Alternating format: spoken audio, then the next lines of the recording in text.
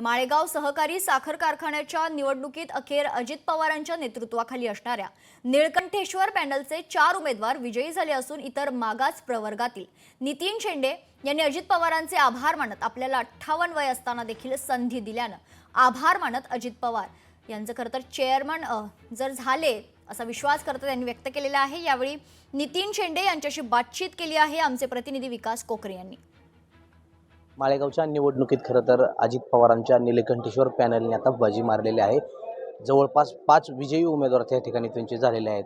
इतर मागास प्रवर्गातून मळद गटातून नितीन वामनराव शेंडे यांचा जवळपास 1100 पेक्षा जास्त मतांनी त्या ठिकाणी विजय झालेला आहे आणि आपल्यासोबत स्वतः नितीन शेंडे आहेत। काय सांगाल, अजित पवारांनी संधी दिली आणि पहिल्यांदाच माळेगाव कारखान्यावरती संचालक होण्याचा मान मिळतोय, काय नेमकी भावना आहे? या राज्याचे कार्यक्षम उपमुख्यमंत्री नामदार अजितदादा पवार साहेब आणि राज्यसभेच्या खासदार आदरणीय सुनेत्रा वहिनी पवार साहेब या नेहमी कार्यकर्ता जो काम करत असतो त्याच्या कामावरती लक्ष ठेवून असतात।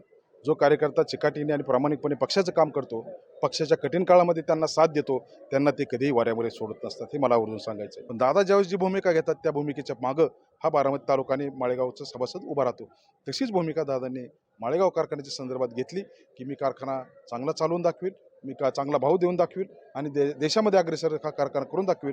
हे घातलेलं साध सभासदांना विश्वास वाटले आणि मग विरोधकांच्या बोलथापांना बळी न पडता, कुठलाही भावनिक मुद्दा न करता अजितदादांच्या विकासाचा पॅटर्न, अजितदादाचा विकासाचा मार्ग हा त्यांनी अवलंबून या ठिकाणी आमच्या निळकंठेश्वर पॅनलला प्रचंड मताधिक्याने आज विजय होताना आपल्याला दिसतोय। अजितदादा कारखान्याचे चेअरमन होतील 100%, काय अडचण आहे। जनतेने कौलच दिला दादांनी चेअरमन व्हावं म्हणून, त्यामुळे जनतेचा मान दादा ठेवल्याशिवाय राहणार नाही आणि दादा चेअरमन झाल्याशिवाय राहणार नाही। विकास कोकरे, लोकशाही मराठी, बारामती। लोकशाही मराठी ऐका, पहा, जागरूक रहा।